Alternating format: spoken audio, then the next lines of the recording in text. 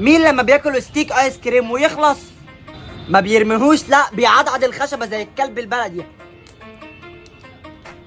طب مين لما يكون بياكل حاجه حلوه ويلاقي صاحبه داخل عليه بيزلطها بسرعه؟ طب مين لما بيجيب لبان ماربيلا ما بياكلش كل واحده لوحدها، لا بيزلط الاربعه مع بعض؟